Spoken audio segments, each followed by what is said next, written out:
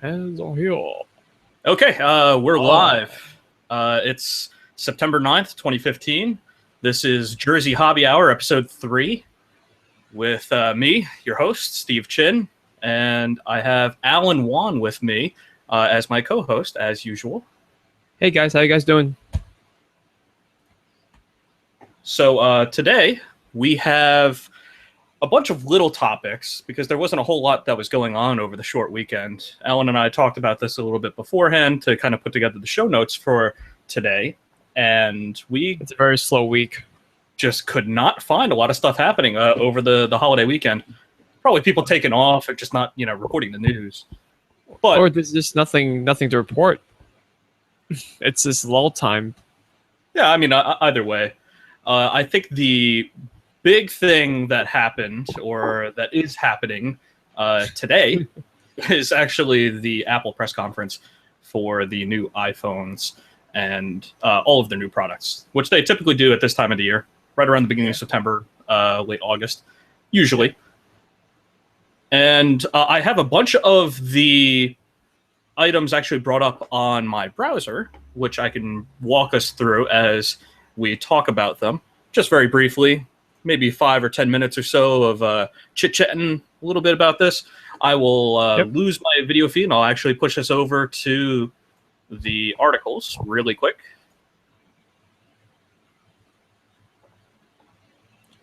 Okay, so first thing that we learned from the Apple press conference was that there's a new Apple, the Apple Watch is getting a new software update. It's going to be the first big software update since it first came out. But that's kind of small news in the grand scheme of things. In addition, they also dropped in some new colors and some new watch bands for the iWatch as well, or the Apple Watch. And next up, we have the iOS 9 will be launched on September 16th. This is sort of a typical thing that they do, right? They have their press conference and they launch all their products like within a couple weeks, if not sooner. Within a week or so. I think they have pre-orders for the new iPhone 6s already, the last couple of weeks. Some sites were posting it. Like, I think Best Buy was taking the pre-order for it. Right, yeah. I mean, the pre-orders are a big deal. I mean, I did cell phone sales for a while at Best Buy, and they are a really big deal, those pre-orders. Yeah. But they're really good about putting out their information just shy of when they're actually launching. I mean, everyone knows what they're going to be releasing, though. Yeah, it's exciting. Alongside the new iOS, we're getting new processors built in on board. Their systems on a chip, A9X, their A9 processors are actually going to be the newest generation. Previously, they had the A8. We have a new TV OS, which is going to be operating the new Apple TVs that are coming out. And Apple TV is going to be $149 starting. They have a $199 model as well, which is, I believe, a 64 gigabyte version as opposed to a 32 gigabyte. That's for $149. And it's also going to have Siri and this touchpad remote, which I don't think the hardware really matters a whole lot, but the content that they're going to have on there is going to be a lot more important. I think Siri is going to act very similarly to what the Amazon Fire Stick or Fire TV Stick kind of already does. Yeah. Or like what our Xboxes do for us, and just find television shows or whatever for us. Or the Steam box as well, but because they're trying to implement gaming to it. To be honest, I don't know about the Steam box a whole lot because I never actually decided that I wanted to use the big picture thing that they had on Steam for a while. But so yeah, we have the iPhone 6s, of course, with the 3D touch thing, which I read a little bit about, and actually it's just you get to apply pressure for like a 3D space and actually touch the screen to give you extra options, which is kind of already what you get with an Android phone. And it's also, we'll talk about that in a bit. It's also kind of similar to what you saw with BlackBerry Storm years ago, where you had the piezoelectric sensors that actually allowed you to like hover touch and get like a selection, and then actually push the button to actually select something. That's very interesting. What the iPhone, that's the Galaxy S4 as well. Apple, of course, is dropping the prices of their old stuff as they bring in the new stuff. They also talk about, and I don't have the webpage pulled up here. They also talk about they're doing some basically contracting the price like you would through a normal carrier. Normally, like you'd sign a 2-year contract for X phone and you pay $200 for it, like it says here. But a lot of carriers are doing away with that. So what the carriers are making you do is they actually build it into your cell phone bill where you pay $40 a month in order to get the phone. Well, Apple's actually doing this directly now. They're actually allowing you to purchase the phone from them and actually have an upgrade plan. So when the new iPhones come out, that you can do that as well. So it's actually a completely separate purchase plan from them, aside from your carrier, which makes a lot more sense because it cuts the middleman out. But at the same time, it's just another scheme to try and get you to upgrade every year. Mm-hmm. We have the new Apple iPad Pro, which is a 12.9-inch screen, which is a much bigger iPad than the previous iPad Airs, which I believe are 10.9 inches or something like that. And of course, the iPad Minis, which were smaller, which 7.8 inches or something of the sort. Alongside that, they have their smart keyboard and pencil stylus. I found out that the stylus is actually going to be $100 for that stupid stylus, and $150 for the keyboard, which kind of upsets me because it's really similar to the Surface Pro and the keyboard that attaches to that. And lastly, iPad Mini, new version of it, $399, basically running on the faster A8 processor as opposed to the previous generation iPad Mini, which was running on the A7. Just a small version of the iPad Pro, basically, minus a lot of the big features like the stylus and the keyboard. What are your thoughts, Alan? Are we done yet with this? It seems like Apple went with a very safe approach, to be honest with you. It seems like they tried to maximize what they have right now. Obviously, the Apple Watch, they're trying to expand that, make that into more of a conventional thing for everybody by releasing these new colors. The iPad Pro, it's the Surface Pro has been out for so long. It's the third one right now, and them bringing out the iPen or whatever that is. Okay, and the keyboard the attachable keyboard looks exactly like a Surface Pro 2, except it's probably running on the iOS 9 now. Okay, bigger screen, big hoot. But then again, you're speaking to an Apple hater. And also the Apple TV, I was kind of surprised that, I thought they were going to, I heard rumors before that they were going to have their own studio. They're going to start making actual original content for the Apple TV, because I felt like the Apple TV needed a bit of a push. It seems like they're playing to their strengths. They're using Siri. They're implementing Siri in there and also putting in iTunes on there as well to take advantage of what they have as their strengths. The big push that they were making, at least from what I saw, was that they were launching apps and more apps that are tied to the Apple TV. And I think Tim Cook, or whatever the CEO's name is, I think it's Tim Cook, he actually mentioned that apps are the way of the future for television, which I'm not so sure about, which you're starting to see lots of two-screen interfaces, like with your television shows.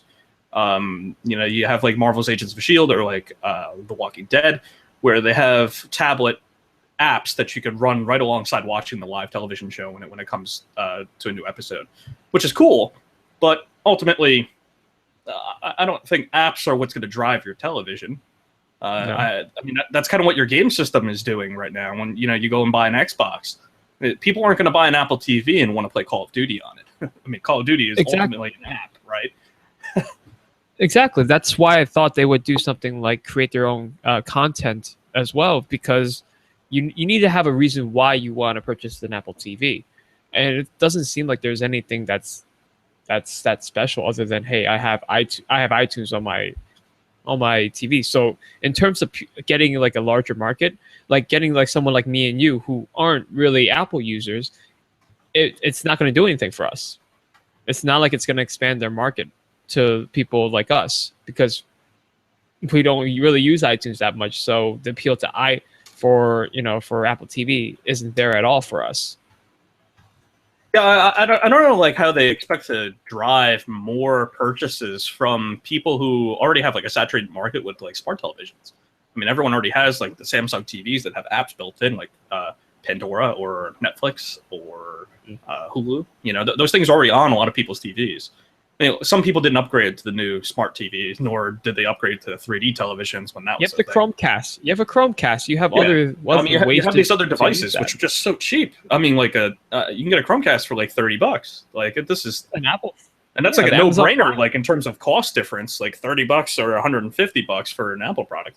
Like it just doesn't seem like it's a real tangible upgrade for that kind of price, especially when people already own, you know, laptops and tablets which have these apps, and like why do they need to have it on their Apple TV? I'm really not certain why that's such a big deal. It seems like a very disappointing outing for them, to be honest with you. I mean, from you know, what everyone likes Apple is that they're innovative, they're different, but it seems like everything is like a rehash. There doesn't seem to be anything that's different. I mean, different that's not been done before. Well, I think this is something normal that happens in between the new generations of iPhone, right? Whenever you have the new iPhone line, you have the iPhone S version that comes out the following year, and they usually announce some sort of like major software updates for either their iOS or for their Mac OS, right? But in fact, the Mac OS stuff usually doesn't come out until a little bit later. But anyways, I don't think there was anything super special about this press conference that they held, and I don't see anything that's really catching my eye. Not that I'm an Apple fan in the first place. I mean, the only Apple product that I personally own is like the first generation iPad, and that's because, you know, tablets weren't a thing when I bought it. Like that was the only tablet that was really any good. But I think that's probably enough said about Apple, just because, I mean, again, neither one of us is really super Apple fans. Yeah. But I think it was just good to kind of gloss over the little bit that there is there, because I'm sure, you know, people want to talk about it and whatnot. Yeah. Not impressed. We didn't even talk about that you can play video games on Apple TV. Yeah. Why would we even bother playing? I don't want to play Angry Birds on my TV. I just want to watch TV or watch a movie. I think the demo was Guitar Hero or something like that. No, I think it was Crossy Roads. That's one of the hit mobile games that they demonstrated on Apple TV. Well, that tells you how much I know about it. Yeah. Hey, I'm just bringing it up. I'm not an expert. Once again, can we go to something different? All right. Tell me a little bit about Star Wars Uprising. Okay. And the release date. Funny business. Okay, Star Wars Uprising. So, now that it's September, J.J. Abrams, director of Star Wars, Episode 7, he's kind of been teasing the fans, saying that, hey, you know, don't worry, there'll be content that kind of teases what's going to happen in the upcoming movie. So now it's the time called Journey to the Force Awakens. One of the things that they kind of released, that's actually coming probably in 4 hours, is the release of a mobile game called Star Wars Uprising, which basically takes place directly right after Return of the Jedi. And basically, it's kind of from what I saw, it's a Diablo-esque game. So basically, you create a character, and then it's like Diablo. You run around with your characters, going through these dungeons and raiding them, essentially. It's going to be interesting because this is our first look into what's going to be the new canon of Star Wars. Because obviously, there has been nothing. Because J.J. Abrams keeps everything really tight up to the vest, and he lies about things in his movies, like, hey, there's no Khan in Star Trek 2, but we all know that Benedict Cumberbatch was Khan. But it's going to be interesting to see basically what is this new universe that's going to be happening. So I believe Steve's pulling out some of the towns and some of the guides of the game. Yeah, this is just like the website that Alan had put in the notes for the show. And I only briefly watched like a little bit of the trailer for this. And it really does seem like Diablo. I mean, I spent probably way too much time playing Diablo 3 and back in the day, a little bit of Diablo 2. I'm a little bit unsure of how well this is going to go over on a mobile game. Oh, definitely. I agree. But like, mobile games just don't get enough exposure to like really develop story. Like this happened to me when I was playing the Mass Effect series. because I played all 3 Mass Effect games, and they had the 2 Mass Effect mobile games, which came out during the franchise's 3 games that are out now.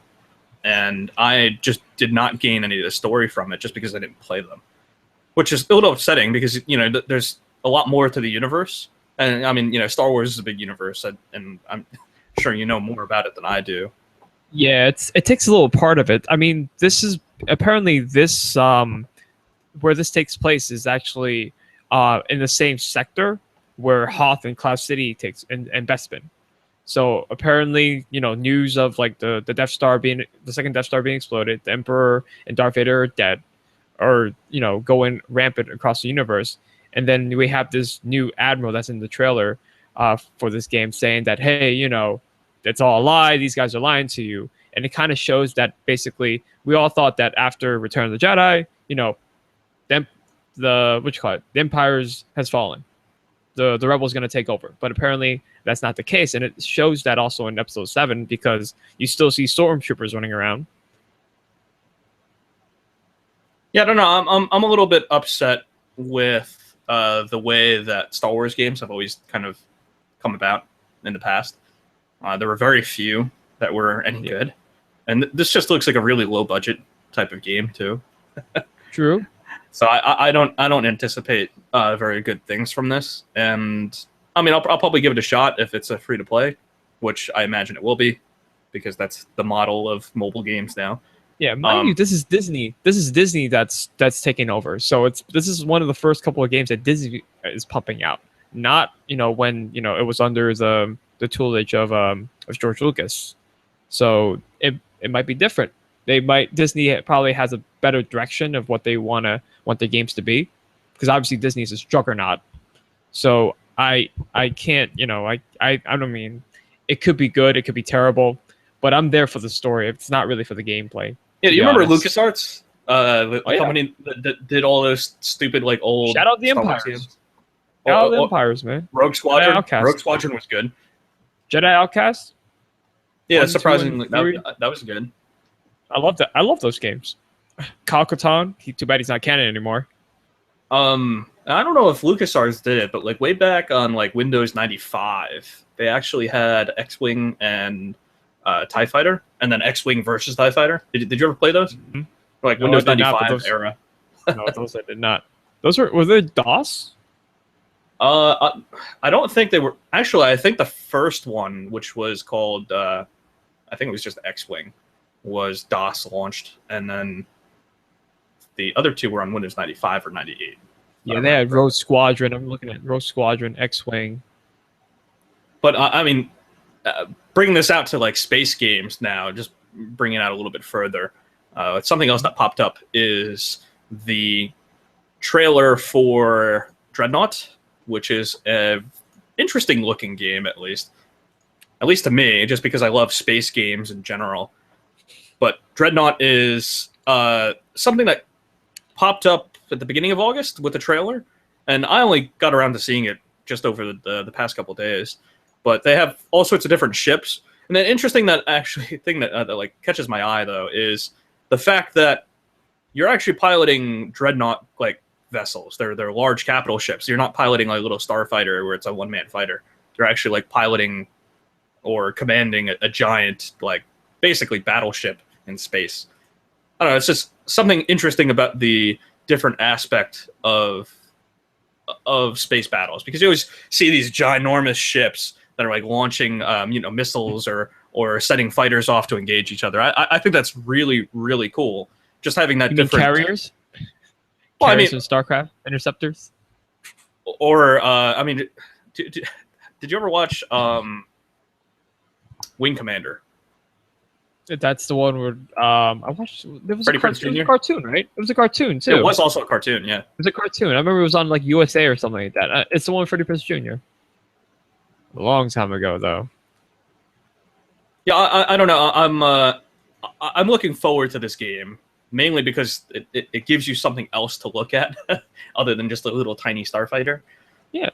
I think it's just a lot cooler being able to have a lot more at your command, because in a lot of old space games, they always had one-on-one kind of fighter sim combat, or maybe like a squadron or something like that. So that like the areas that like are occupied by fighting units are very small, like 5-on-5 or something like that.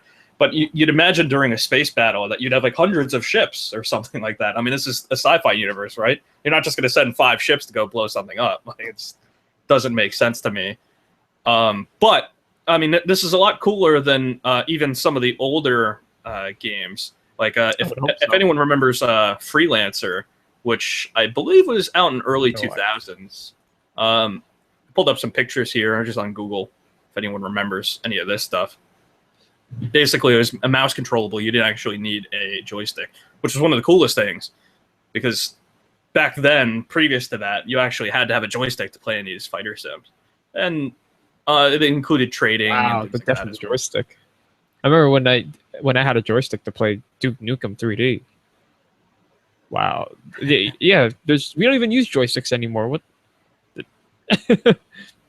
Something else that comes to mind too, right alongside this, is Elite Dangerous, which is like a big title that has come out recently, and I'm apprehensive to try it out because I didn't really think it was going to take off, because I believe it started out as like a Kickstarter project or something like that.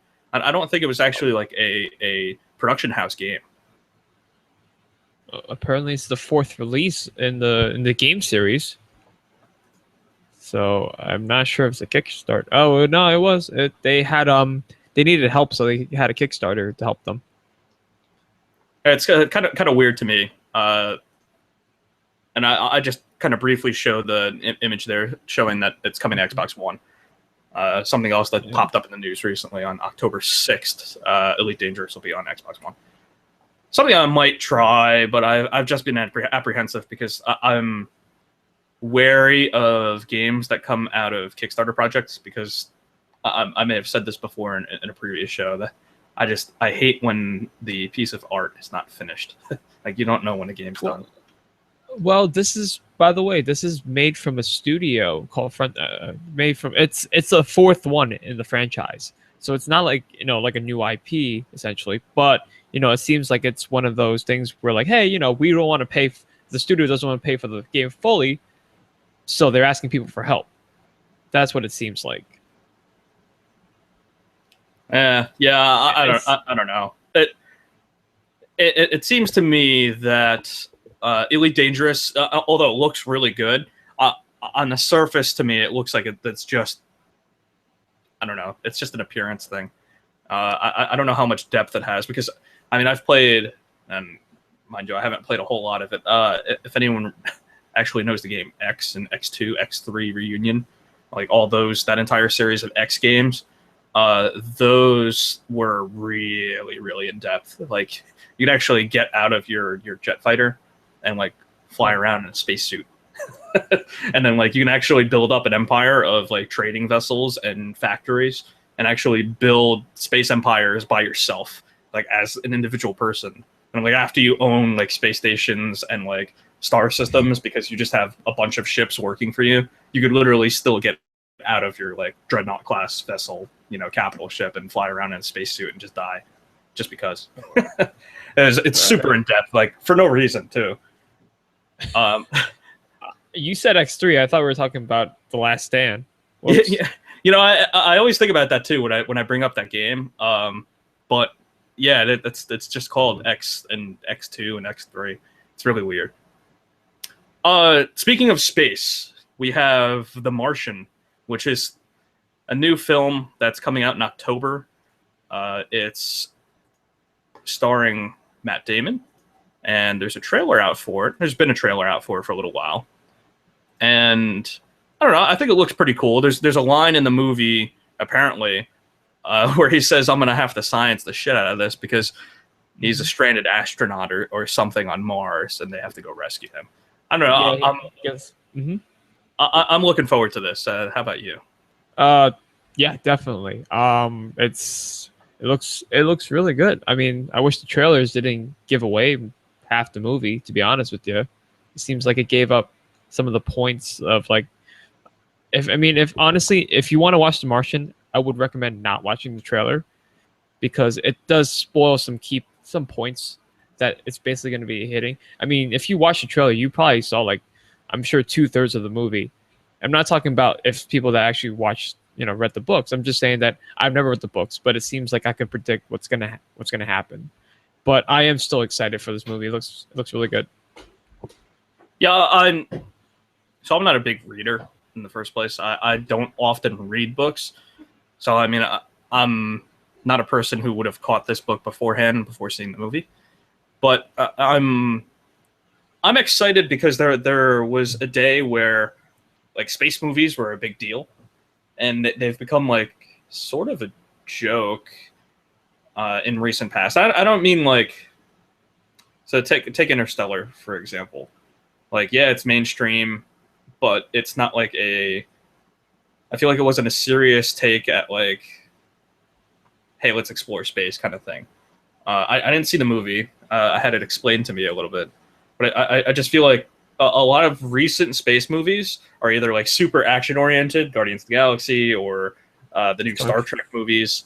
Like they're not super enticing to the youth, outside of the characters that they might have generated already, like previously. Like Guardians of the Galaxy, it's about the characters more than it is about it being in space. You know what I mean? Gravity was one that was recently. It had that whole appeal to space. I mean, it was Sandra Bullock. Okay, yeah, that's true. And they definitely tried to play up the technology because that they did that in like IMAX, and it was apparently really good in IMAX. Oh yeah, it also got pretty bad. I was one of the people that watched it. Outside of IMAX, because it feels like you're missing something. Oh yeah, of course. It's like if you're. That's why I won't watch Avatar, the Avatar with the blue people, because I've never seen it in theaters, and I never felt inclined to go. So that's why I'm never going to watch it, because I feel like you have to watch it in the theaters to experience that. It's it's something that you have to watch in theaters. Yeah, there's something to be said about sci-fi movies needing to be a little bit more engrossing, I think is the word that I want to use. And I think that's just, I don't know, maybe it's me because we're in science, because we enjoy it. But I think for future generations to really enjoy science, you really need to have good sci-fi shows and movies. And to be honest, there's no real good sci-fi television right now.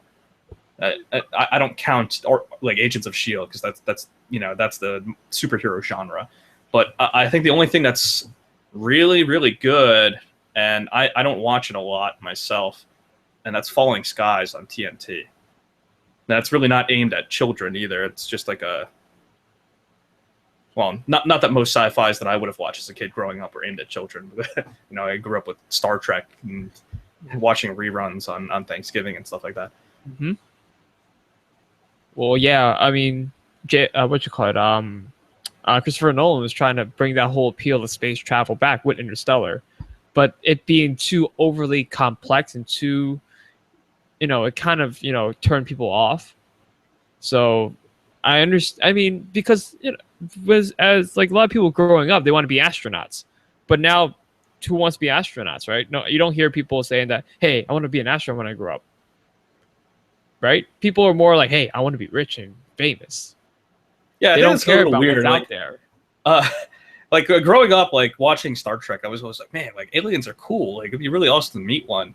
Like you didn't think about, hey, I need to be an engineer so I can make $100,000 and buy property and pay back my loans. Like it's really weird. Maybe it's just us getting older and becoming adults that's happened to us. That we've lost that sort of like, hey, what's out there kind of simple exploration, or a sense of exploration about the science. The sense of wonderment. Yeah, that's kind of lost on us. But both of us, I mean, we're in science, too. and to be honest, do we really care what we're working on? I don't think so. I think we just want to make money. let's just pump out a product for somebody, basically. Well, I think this shows, though, even with like the modern television shows and with movies, though.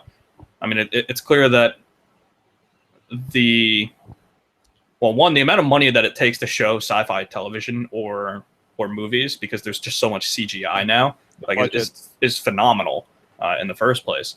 but I think it shows just in the stylization of sci-fi that it's really almost about money.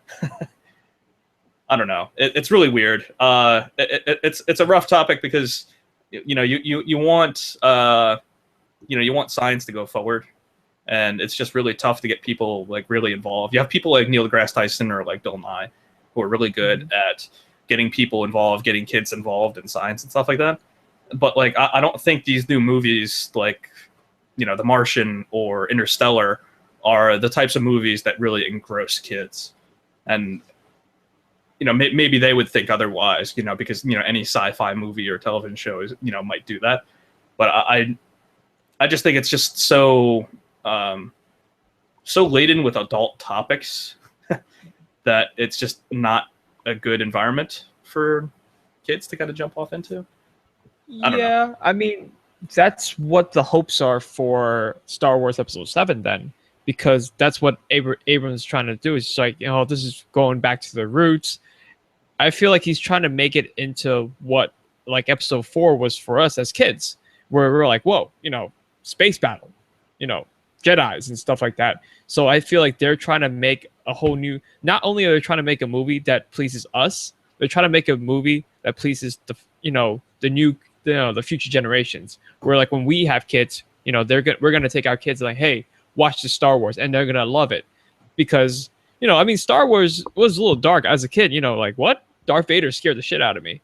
And also, people getting hands chopped off, that kind of creeped me out. Yeah, even Star Trek was a little bit heady too. I mean, look at like a lot of the topics in Star Trek. They use technobabble and stuff like that in every episode. I mean, stuff that's like well above what kids even can comprehend. But they also had some other like more love interest topics and stuff like that weren't so age appropriate for even someone like me growing up. But I mean, it was still like really cool, like having something to watch every week and be like, oh wow, that's pretty cool. Like they're going to someplace different all the time. I mean, it's different now, I guess, with sci-fi because a lot of the stuff in Star Trek we've caught up to almost. We just don't have warp drive and transporters and phasers and stuff. Yeah. But they had tablets and communicators, which are just the same kind of stuff that we already have, like cell phones. Exactly. And we still have tablets. So. Yeah, and so important. Fingers crossed. I mean, hopefully, movies like Episode 7, these kind of properties help bring up people to have to want to go back to space and stuff like that. Because now, obviously, the NASA program is still going at it. They're going and discovering parts of Pluto right now, I believe, right? Yeah, I think. Not to detract from what you're saying, but I think the average person isn't going to watch something like The Martian or Interstellar. Not too many people are going to go out of their way to watch it. And I mean, like adult people. Oh yeah, of course. Which is unfortunate, but that's just kind of the way it is. Mm-hmm. Speaking about growing up and watching television or movies, we actually have an article here from Nickelodeon or about Nickelodeon, right? And from Variety, and it is that they might actually want to revive some of the old classic shows, like Rugrats, for example. How about you tell us a little bit about this, Alan? So what it seems like, I read through the article, it seems like one of the executives from Nickelodeon, they're kind of considering bringing back some old properties such as like Rugrats, Doug, Victorious, all these like older properties to try to bring it to a new generation of fans. So obviously, it seems like what they're trying to do is that it seems like now this era, it seems like they're bringing back old shows to a new generation of kids. One example, Girl Meets World. It's a spinoff. It's basically the sequel of Boy Meets World. And now there's a development of Fuller House, which is the sequel to Full House. So I think studios are trying to target two demographics. They're trying to target us, the older people that have grown up with these shows, and now that we're adults, and basically we have some of us have kids now. So they're trying to target both of us and also the younger our kids so then they can grow up to these properties as well. What do you think? I caught an episode once of Girl Meets World, and don't ask me why. I watch it though, so I did catch an episode, and Ben Savage, guy who plays Corey, happened to be in the episode. He's in most of them. He's what do you mean? Well, so I mean, to be honest, I wasn't sure if he was like guest star and he like popped in every once in a while. But he's billed in the intro. Okay. Well, anyways, I mean, you're talking to someone who watches the damn show, okay? I mean, it was clear to me that like they're using him as like a means to capture the audience. That vehicle. That was us. Basically, I mean, we're at that age where we're supposed to have kids, but I don't see the appeal to the people our age, except for the nostalgia of seeing him on screen. Because honestly, what the hell has Ben Savage done since Boy Meets World? I mean, to be honest, I don't know anything off the top of my head that comes to mind that he was in. Nothing, to be honest. I mean, I watch Girl Meets World, but the only episodes I really pay attention to are the episodes where they bring back old cast members, like when they bring back Sean, or they bring back Mr. Turner, Mr. Feeney, Harley Kiner. Like when they bring back these old cast members, that's the only time when I'm like, oh, I have to focus, I have to watch this. But when they have like, it's just about the girl and her friends and about growing up, I don't give two shits because obviously I'm not a 12-year-old girl anymore who has anymore. Whoa. That's the point. So, I mean, I guess this is the era of nostalgia because people are trying to bring back these old properties, rightfully so, because these companies, the reason why they do is that they have this brand recognition. So, of course, they want to make money somehow. So why would they want to make a new IP when they have this something that has brand recognition and would garner people's interest in the first place?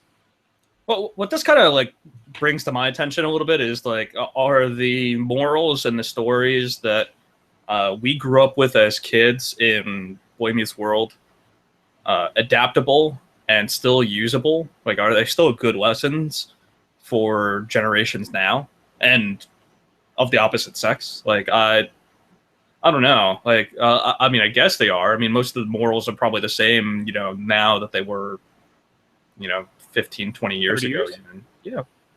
I'm just a little bit curious. Like, I would love to sit down one day and like find an episode of Girl Meets World and Boy Meets World, which kind of try and teach the same lesson, and like watch them side by side and just kind of see how the storytelling and the actual moral that they're trying to teach, like if it's been changed at all.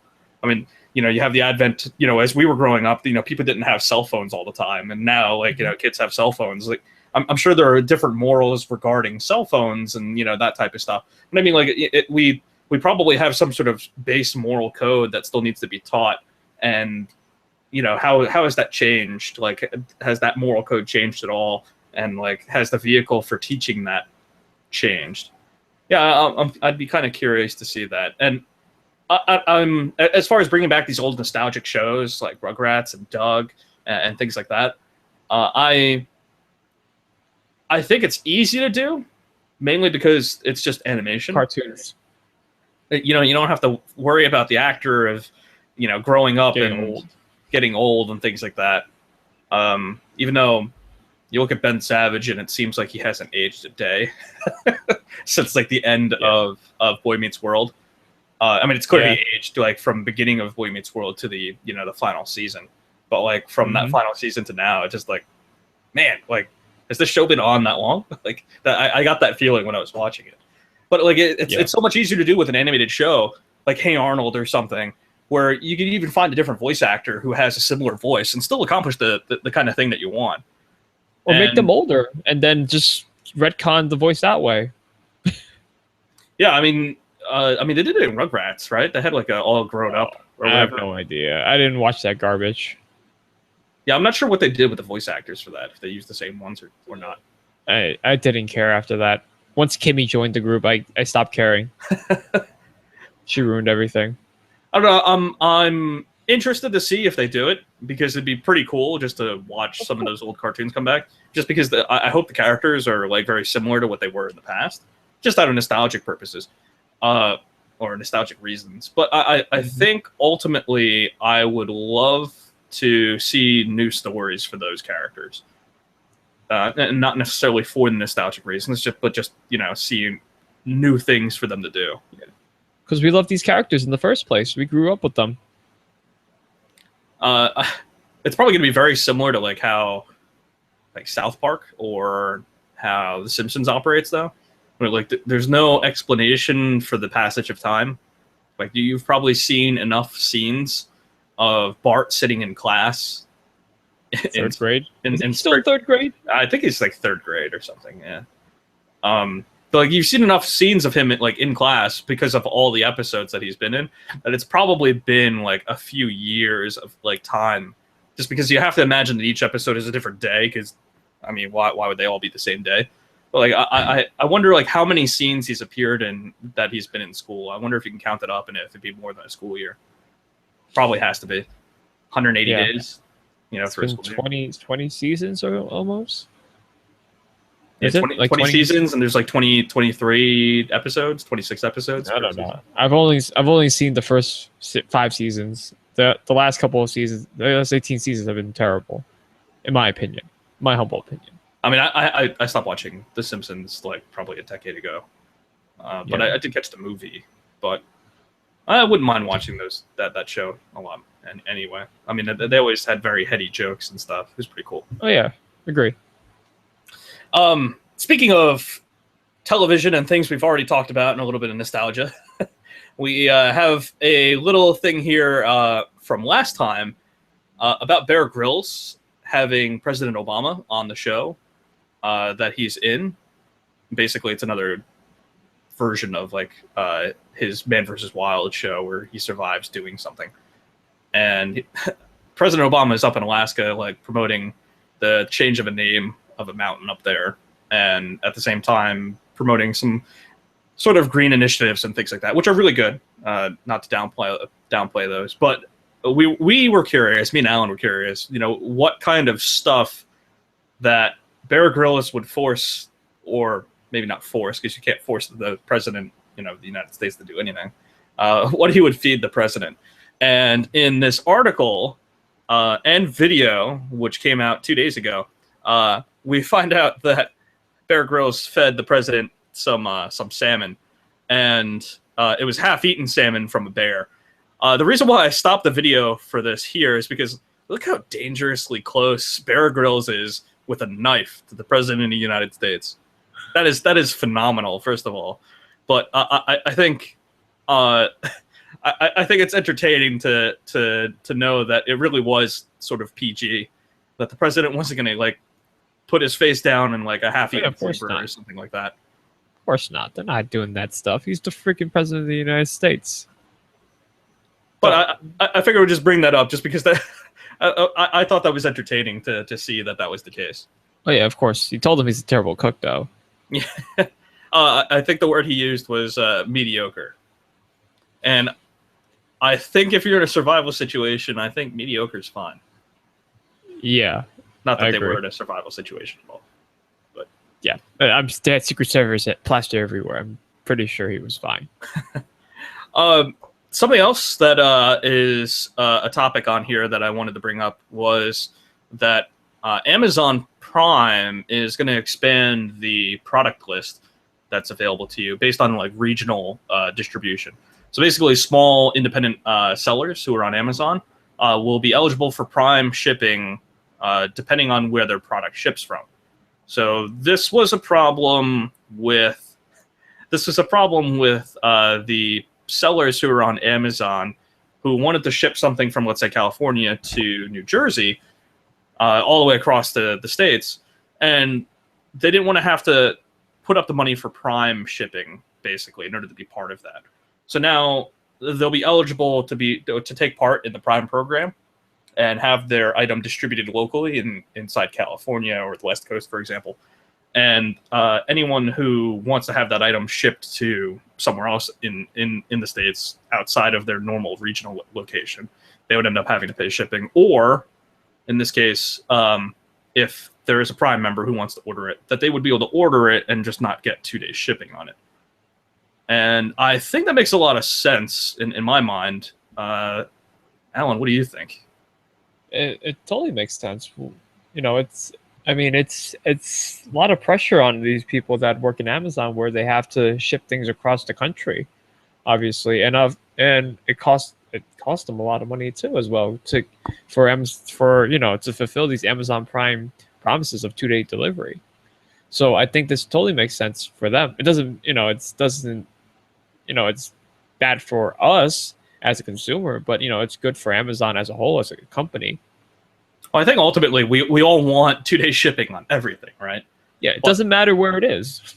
We don't care. Just give it to us. Like, is that realistic? I don't think it is, and I'm okay with them, adjusting the terms of Amazon Prime a little bit, as long as they, if they're going to do this, that the product lineup expands a little bit, because there's plenty of stuff on Amazon that I go and search for, and it's not an Amazon Prime product, and I still want to get it soon.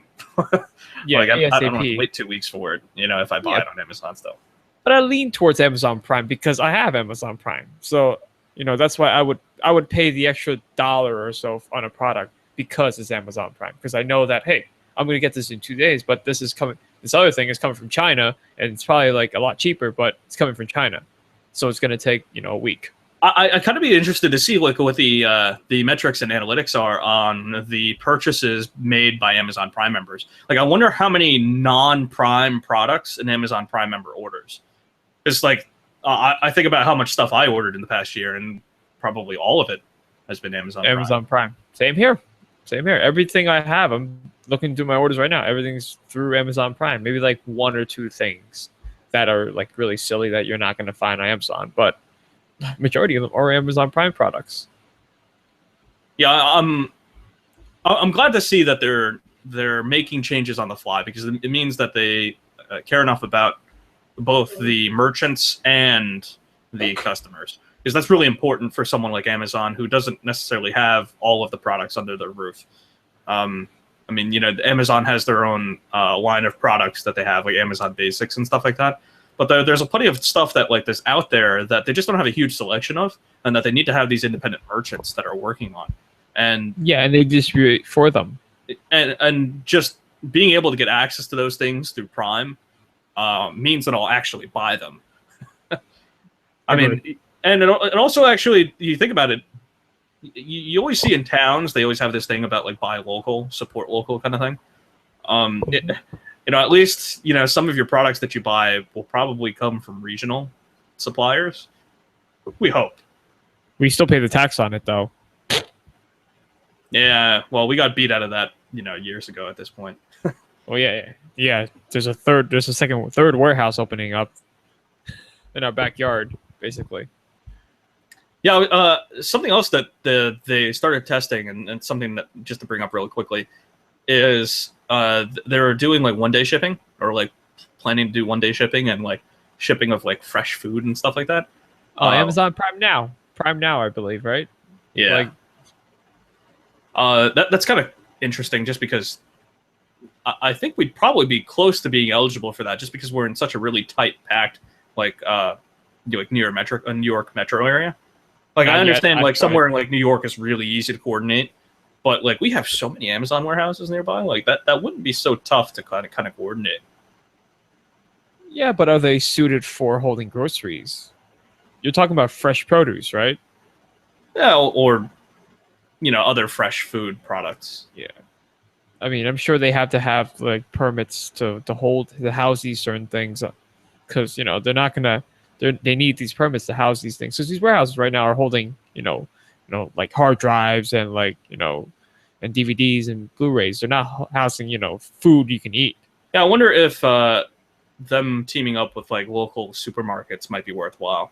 Just because like, you can get a supermarket to team up with you, and, they would have a separate storage area or staging area for an Amazon truck. I mean, I guess in this case, like a UPS truck or something, to come by and pick up, fresh food and then deliver it or something like that. Yeah, I mean, ShopRite's has that. I think has that on their site right now, right? You can pick up your groceries. You can order stuff on ShopRite.com, and then you can pick up your groceries and stuff like that. I mean, you would just take it one step further and just have some other organization basically move that for a fee for you. And get it but why would they want to do that when they're already trying to do it internally? It might be you might have to pick someone else that might want to do that. Maybe I don't know. Wegmans might be someplace that might do that because I don't really see if they have any. I don't really know if they have anything that where you can order stuff online and then you can pick it up. Yeah, I'd be curious to see that happen around here. Did you know that they actually had Amazon order buttons for like detergent and? Oh yeah, of course. The Bluetooth thing, where basically if you run out of detergent, you press that button, it tracks to like I think your computer or whatever that Amazon thing. They offered them for free for a little while.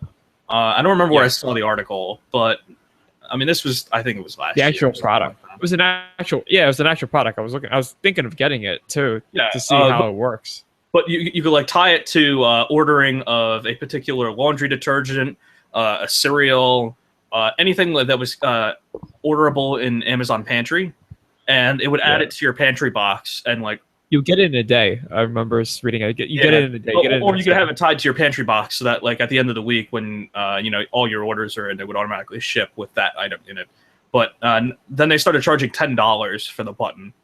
But the idea here was that it was just a little tiny button that you could mount anywhere in your house. And like, oh, I'm out of toilet paper. Boop. And Amazon orders it for you, and it shows up at your doorstep 2 days later. Like, that's kind of cool. I mean, you don't have to worry about shopping lists. Yeah. But I don't think I want to pay $10 to have the convenience of ordering something through Amazon Prime. I don't know. It's just something interesting that came up, and I am a little bit apprehensive of having it so easy to spend money. Yeah, they also have you seen the Amazon Echo, this little like cylindrical thing, and basically it's voice command, and you can sync it. It gets smarter. Yeah, I think it's $180. Yeah, and it does the same thing too. It helps you shop too. So if you tell it like, "Hey, we're out of stuff," it'll order it for you through Amazon, and it'll ship it to you. So it's another way for them to make, for you to spend more money. Yeah, I saw that, and it looked awfully, or rather, it sounded awfully similar to like what Siri kind of does for you, and what like a Xbox Connect can do for you. And just with the added functionality of being able to purchase things on Amazon by voice.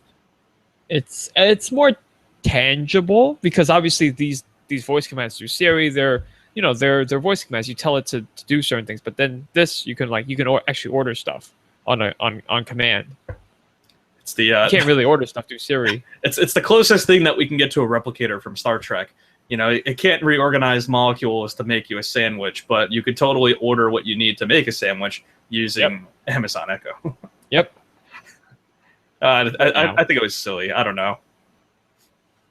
Okay. The last topic that we have today is actually an interesting one because we've always talked about this before in starting a business or something together, and I think it's something to bring up and have people who are watching this either live or later on talk about. It's what running an arcade would be like in 2015, or what it is to run an arcade in 2015. There's this article here from Polygon, and I'll bring it up here on screen, where this guy, Willie Clark, posted this 2 days ago. And he talks about 4 different arcades that are monetizing a business either strictly by having an arcade or building a bar into it. And then he also talks a little bit at the very end about Dave & Buster's and what they're doing and why they're able to actually continue making money. I think this is a really good article. Alan, how much of this did you get a chance to take a look at? I looked at the pictures. Is that okay? But no, seriously. arcades, it's kind of a dying breed out there. Like back then as kids, we would, that's where we hang out. We go to arcades. I remember Menlo Park Mall would have an arcade over there. There's DDR. There's other, I think shooting it's a Froyo games. now, actually. I think They closed that too. That's fine. Yeah, that chain of cups or whatever, they're out of business apparently. They're closing all of them. Anyway, so arcades are kind of a dying breed because kids nowadays, they don't need to go to arcades. They have their phones. They have Xbox Ones. I'm sorry, not 360s. I'm old. Xbox Ones, PS4s. They have computers. There's different ways to play video games. Why would they have to go all the way to an arcade to do that?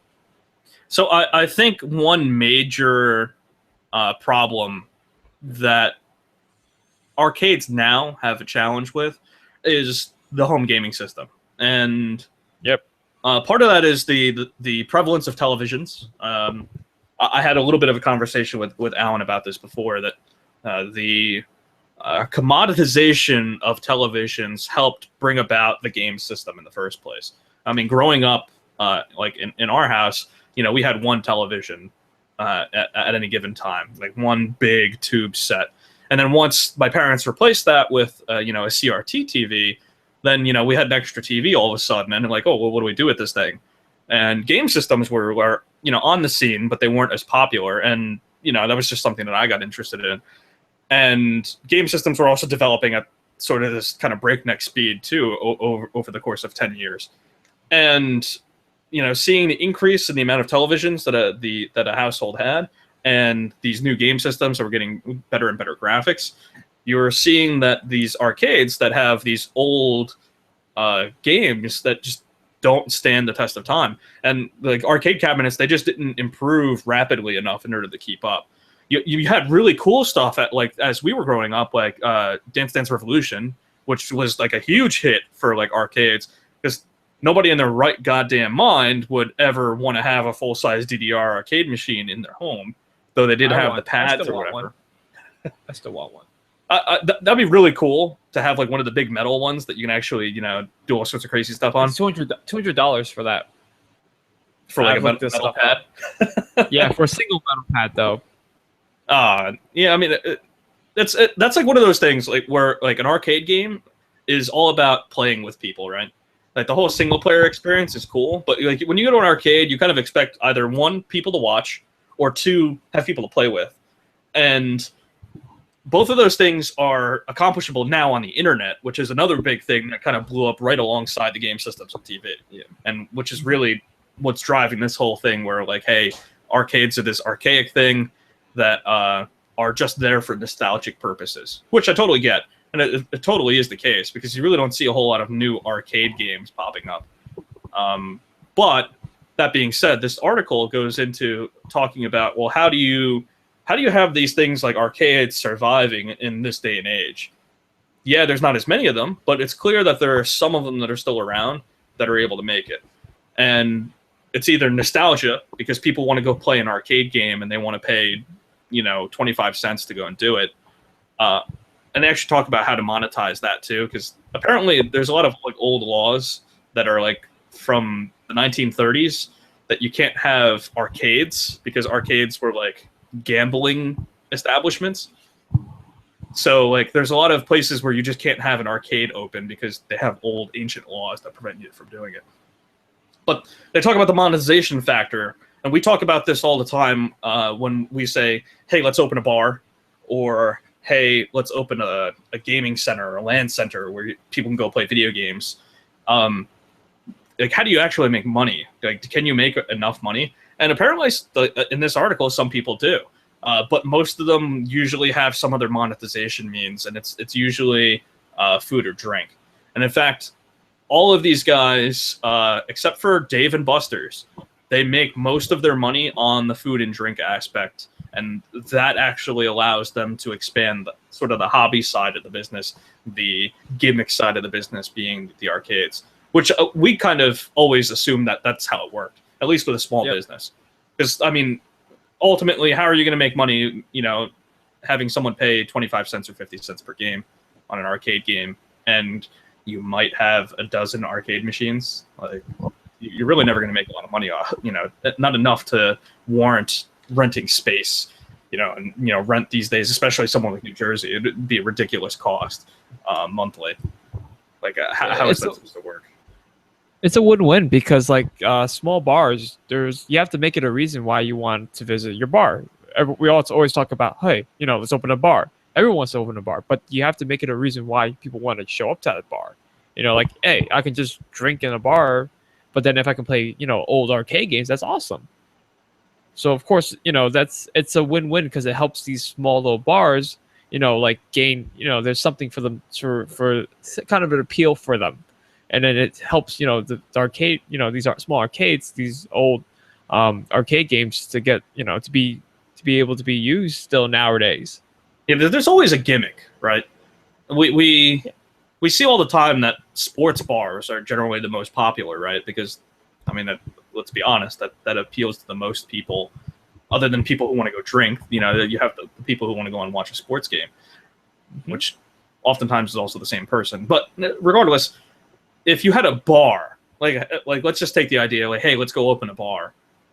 It would probably just be like one of those hole-in-the-wall bars that you see like on a city street, like on a corner that just says bar. And you literally just go in there and there's just puzzles. There's like 6 stools. All right, Mr. How I Met Your Mother. I don't know. Because you wouldn't want to name that. I am a little bit. I don't know. I have this idea that, like, running a business like that would be awesome. I'm envious, I guess is the word that I was looking for. If you look towards the bottom of the article, they talk about Dave & Buster's, and that their monetization comes a lot from their games. Actually, 51% or something like that, based on their SEC filings, because they're a publicly traded company, is 51% of the revenues are generated from games and entertainment, which is astounding because that would never be the case for a small business that's going to have 1 or 2 or just a handful of arcade cabinets. Like, I think that's surprising, and I don't know about you, that you could derive 50% of your revenue from games. Yeah, because you spend like $100 worth of tickets to get a fucking hacky sack. Yeah, I'm pretty sure you'll make a lot of money. In fact, I think 76%, if you look in the article, of that 51% is their ticketed like prize valuation games, like that stuff. Like the actual like video games portion of it, it's like 16% or something like that of their revenue, which totally makes sense. I mean, you're right. I mean, when a stuffed teddy bear takes 2,000 tickets, which would have cost a poor father like $60 to try and win for his daughter, like that's like a steal for them. Of course, but they instill this mentality like, hey, just win a couple of tickets, you win an Xbox One, when you could just easily just spend the actual money you would have spent, to buy an Xbox One. I don't know. I mean, it's a great business model for Dave & Buster's. It works. Yeah, I mean, they have 43 locations nationwide, something like that. Yep, I mean, they have a lot more than these small guys, and they're really popular. And we will probably be at one this Saturday. We need to find that freaking card because they charge you they charge you like $2 if you don't have a stupid card. So yeah, I always throw them away because I thought they like expire or something like that. No, I have tickets still on mine. That's just silly. That's just really silly. That's how they make so much money. Okay, I think that's it for today's show. Had a good time talking to Alan, and I think that kind of wraps everything up. Again, today's September 9th, 2015. This was episode 3 of Jersey Hobby Hour. I'm the host, Steve Chin. You have Alan Wan joining me as co-host. Yeah, thanks, guys. Please, comment and just leave some feedback on every episode. The reason why we're doing this is also we're trying to start a discussion. That's why. This is for our friends. We just want to, get people talking about these little topics that we picked out. So, it'd be encouraging if anybody, comments in the comment section. Okay. I'd like to thank anyone who happens to be watching live or will happen to watch this when it posts to YouTube in about 15 or 20 minutes or so after this live stream ends. And I invite you to put some comments down below. If we opened up a arcade bar, like what would we call it? What kind of arcade games would you want to see in there? I think there'd be some interesting comments that'll show up there. I hope that you guys take some serious interest in possibly joining us on the show, just to join the conversation. Me and Alan will always have something to talk about, whether it be news, regardless of how dry it is over a week's span. But I might be busy. I'm playing Star Wars Uprising right now. I just started downloading it. But I'm excited to have other people on the show, and I really want to get someone else on here just to keep the conversation going, open up new topic avenues, because we could talk about games and movies and this type of stuff all the time. We would love to have some different stuff to talk about and maybe get some different perspectives on things. Yeah. Please leave some comments, shoot me a text or an email. You guys have all that information, or talk to Alan. We'd be very, very much grateful for you guys to join us on the show. And we are even more grateful if you're watching this live or watching this on YouTube. Please like, subscribe, share the video. It'd be great of you to do that for us. And thank you again. This is Steve Chin, and that's Alan Wan. See you guys. Signing off. Good night, guys.